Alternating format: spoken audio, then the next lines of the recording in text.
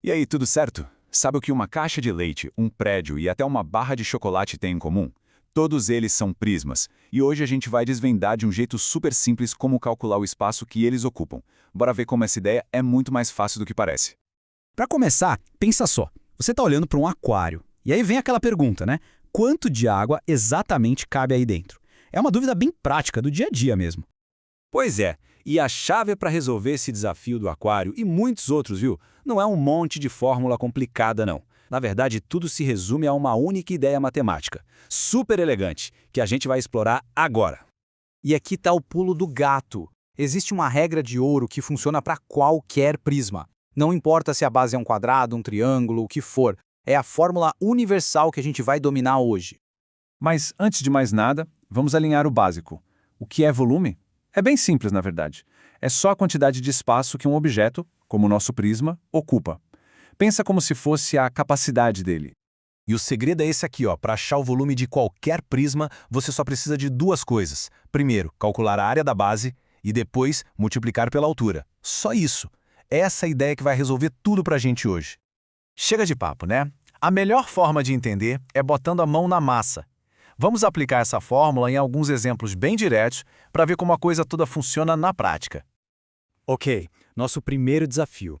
Imagina um prisma de base retangular, 5 por 3 centímetros e 10 centímetros de altura. E aí, como que a gente calcula o volume disso?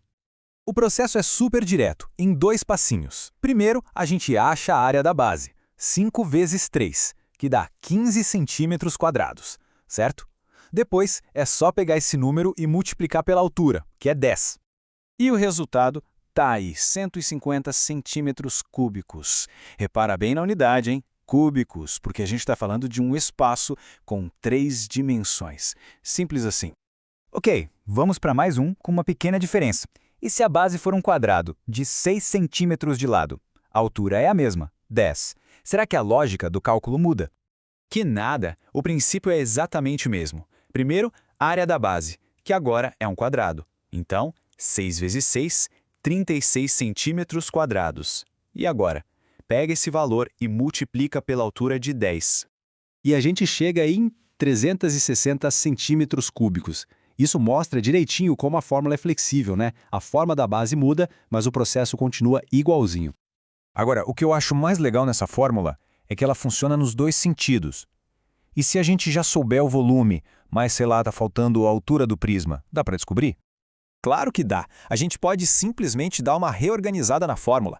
Se o volume é a área da base vezes a altura, então a altura tem que ser o volume dividido pela área da base. É a mesma lógica, só que de trás para frente.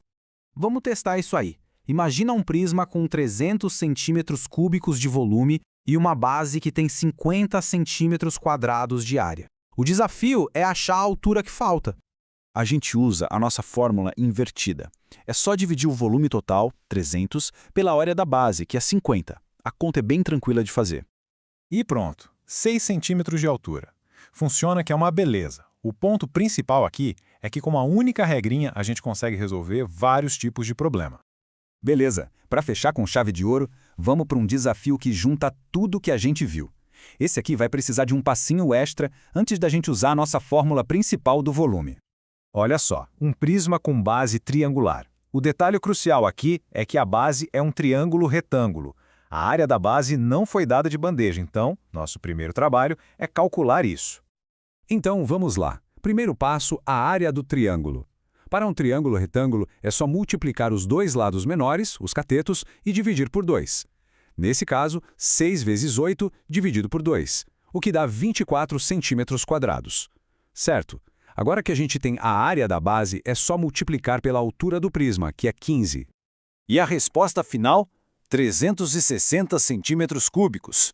Um problema que parecia mais cabeludo, mas que a gente resolveu numa boa, combinando o cálculo da área com a nossa fórmula universal.